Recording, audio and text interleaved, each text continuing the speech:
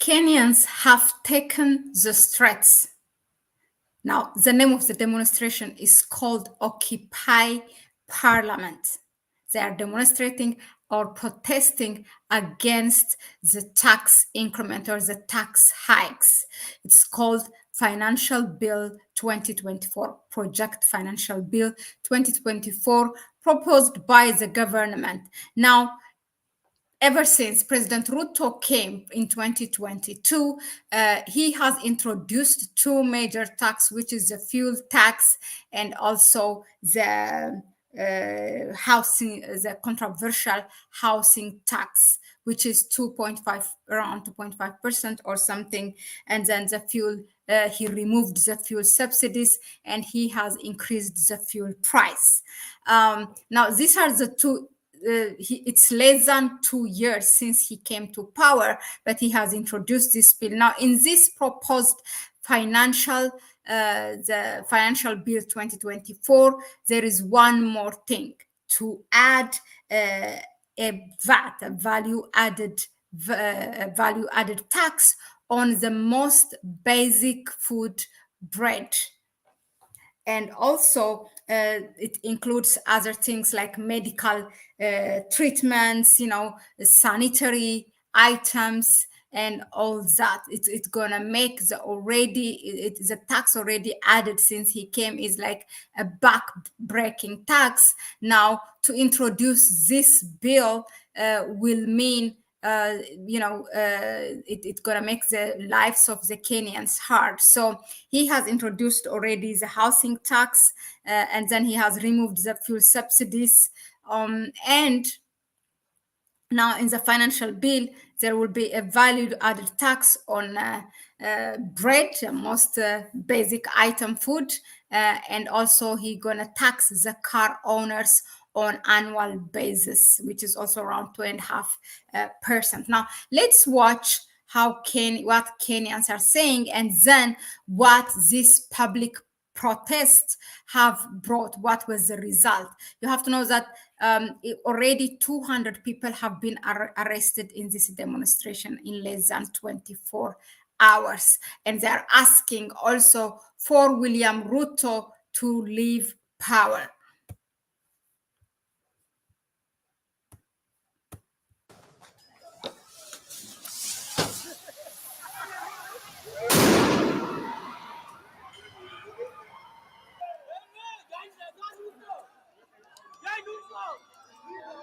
US puppet! US puppet! US puppet! US puppet! US puppet!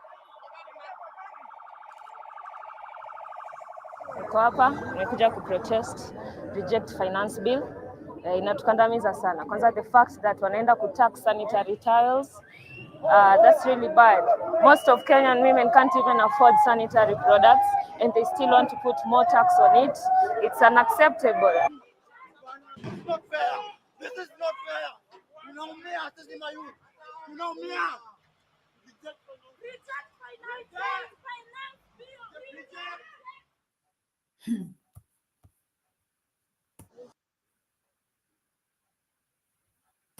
So they have arrested 200 people. Very very sad. So it's against the financial bill of 2024 and they're saying reject the financial bill 2024. Now let us go ahead and watch what did the government reply. What was their response now to this?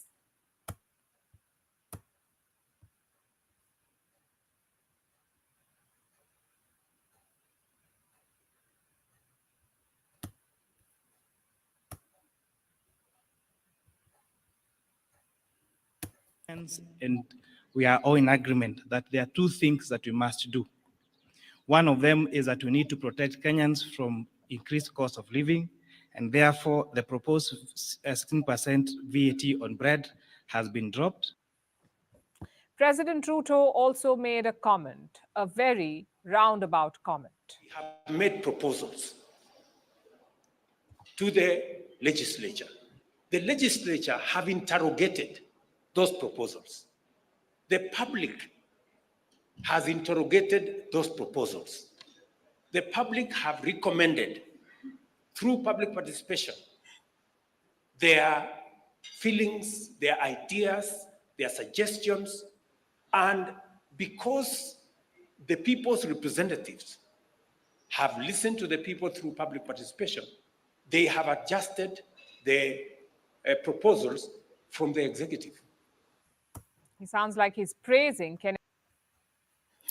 Now, yeah, exactly. So instead of really admitting what's happening, he seems to go roundabout and seems all this because their demonstration is because of Kenya's democracy. But what about the arresting of 200 people? Is that also Kenya's democracy? Are you also praising the arresting of the people? You know, now, ever since he came to power, you know, there's one thing that people have to know. When Ruto was campaigning for his election, the main thing that was making him distinguished from other candidates is because of his, you know, bottom-up approach to Kenya's economy that will include, you know, entrepreneurs, people on the grassroots levels. But when he comes, the first thing he did was to remove the subsidies, things that will harm more the ordinary citizens. And another thing what he did is also to introduce the housing, the controversial housing tax.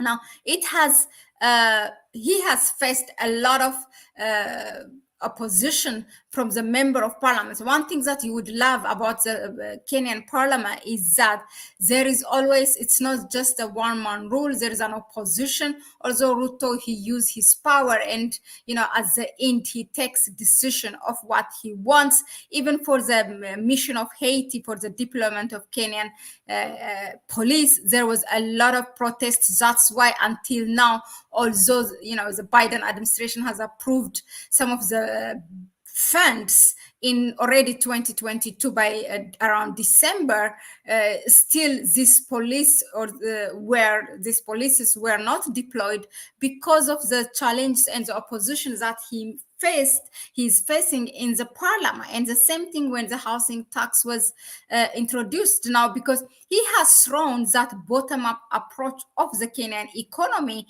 and he just wants to make the rich to richer.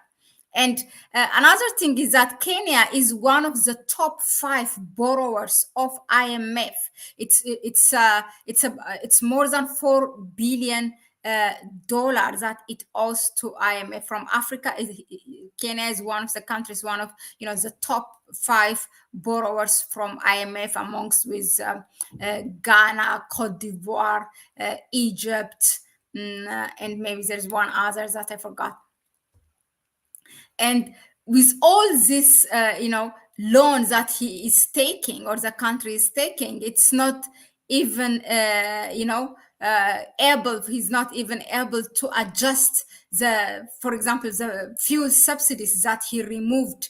When IMF gives you, we have came here and analyzed it really very well. When he came to power, that was his approach. And then when they take more loan from IMF, what IMF did is that even there were IMF delegations in Kenya that they made William Ruto and his team in the government, and it was right after that the fuel subsidy was removed, because when IMF gives you money, they don't want you to support the poor, they want you just to milk tax. So they said, no, remove your subsidy and increase the price. Here also you have to increase the house taxing.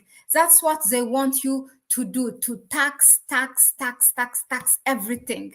And, you know, they intervene in your own administration, and they tell you, if we give you money, you cannot pay us unless you do this and that. So eventually there will be your policy officers in your own country. That's why, you know, countries, even if they are poor, they avoid IMF. I mean, there are actually only 3 countries that didn't take loan from IMF, which is, I think, one is for sure Eritrea, another one is Botswana, and the third one, I forgot. Yeah, 3 countries did not take any loan, and therefore they don't have any intervention of their foreign policy. So let us know in the comment section, what do you think of Occupy Parliament protest?